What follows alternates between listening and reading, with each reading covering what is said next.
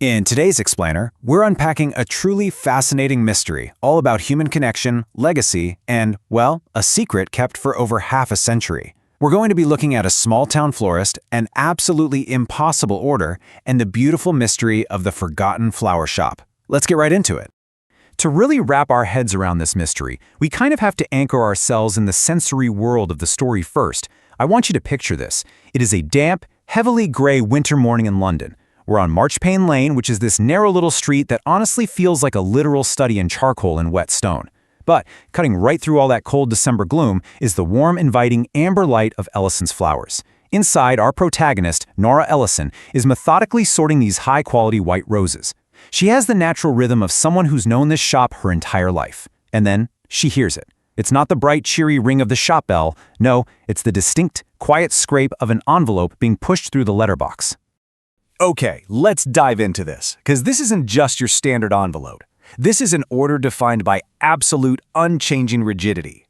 I mean, every single year, right on the first Monday of December, this exact same small cream envelope arrives. Never by phone, never with someone walking into the shop, always quietly slipped through the letterbox.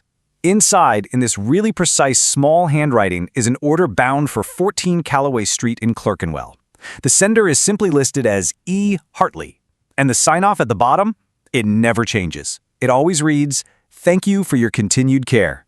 For Nora, it's basically a fixed, undeniable anchor in her year. And the arrangement itself is incredibly specific. Nora meticulously crafts it with white roses, which symbolize the new. Then there's winter hyacinth, chosen for the clean, cold beauty of the season.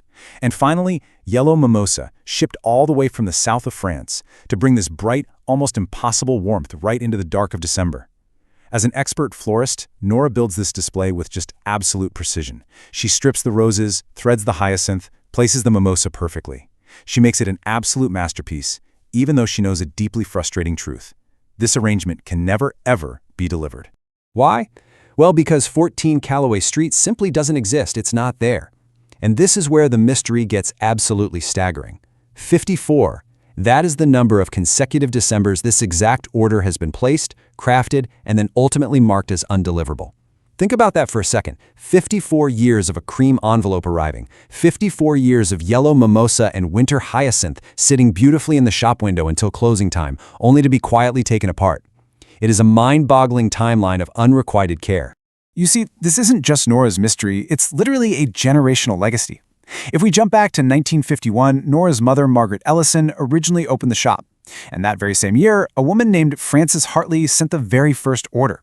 By 1958, Margaret was actually writing these hopeful little notes in the shop's ledger, just wishing the mystery recipient would somehow know the flowers were beautiful. But eventually, by 1974, after decades of hitting dead ends, Margaret just formally stopped searching for the street. She passed the ledger and the mystery down to Nora. Together, they've collected 54 undeliverable slips in that book.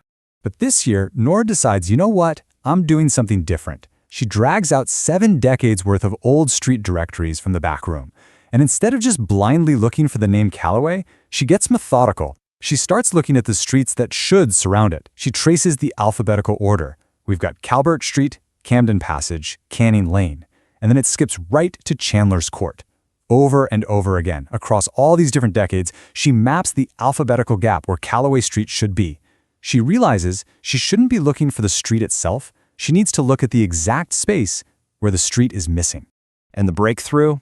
It comes from this tiny, super easily missed detail.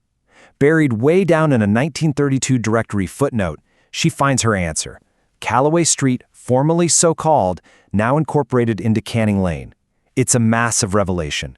The street didn't just vanish into thin air. It wasn't some fake made-up address. It was simply renamed and absorbed into the neighboring street way before the 1930s. The physical location of number 14 has literally been standing there in Clerkenwell this entire time, just hiding under a different name.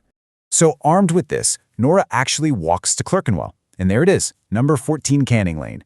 A dark blue door with slightly worn edges, a brass knocker, and undisturbed net curtains. The light is on. Someone is home. After 54 years, Nora is standing mere inches away from E. Hartley. She raises her hand toward the brass knocker, but then she just stops. This profound, quiet tension washes over her, and instead of interrupting a half-century of silence, she makes a massive decision. She lowers her hand, turns around, and walks away. So, the crucial point here is exactly what Nora's mother, Margaret, figured out way back in 1974.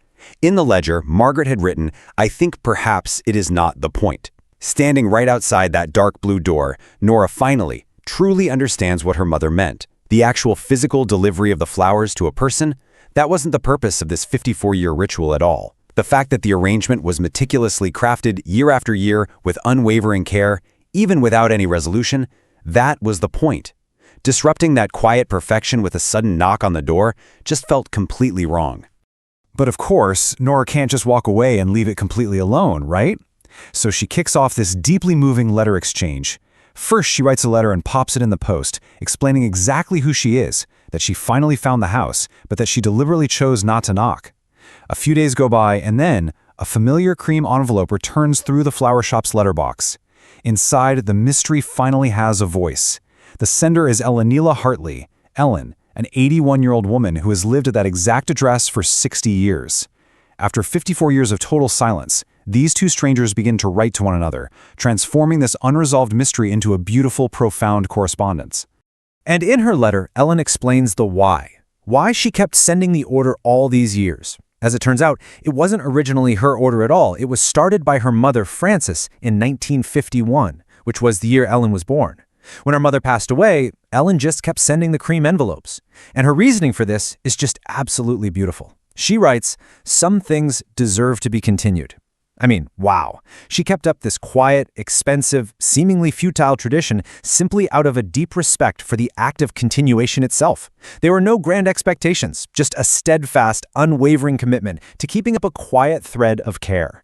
Ellen also shares this stunning, almost philosophical idea that her mother had passed down to her. She writes, "The flowers are for the house, not for a person in it, for the house itself." Just think about how beautiful that concept is for a second. A house that receives fresh, white roses, winter hyacinth, and yellow mimosa every single December fundamentally changes. It becomes a completely different kind of space, a tended space. It's an act of respect for the very walls that shelter you.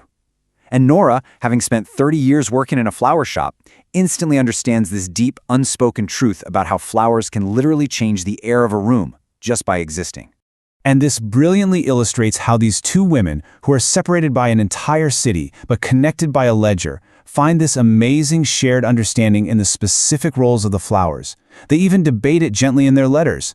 The winter hyacinth, they agree, is doing the work of presence. Its clean, sweet scent just fills the room and demands to be noticed. Meanwhile, the bright yellow mimosa is doing the work of reminder. It's a visual promise that warmth and light still exist, even in the absolute darkest, coldest depths of a London December. They both get that these flowers have distinct, necessary jobs to do. Now, as December fades into January, the story takes a bittersweet turn. A new letter arrives at the flower shop. But this time, the handwriting is different. It's younger, steadier. It's from Margaret Hartley, Ellen's granddaughter. She's writing to gently inform Nora that 81-year-old Ellen has passed away, peacefully at home, exactly as she wanted. But the letter also carries a promise. Margaret vows that she is going to continue the December order. So this incredible legacy of care, initiated by one mother and daughter and maintained by another mother and daughter, is now passing to a third generation. The order is going to survive. Standing in the quiet warmth of her shop in the new year, Nora pulls out that thick green order ledger. She looks at the newest slip for the 55th year. Now, for over 5 decades, the delivery line had always been marked "no such address" or just left completely blank.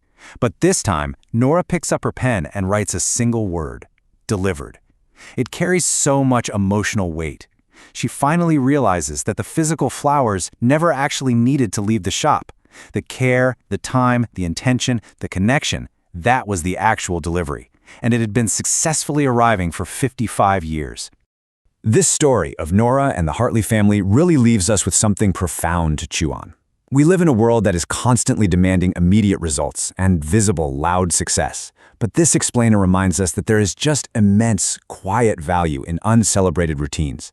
Making an arrangement perfectly, keeping a promise to a house, writing a letter, these things truly matter.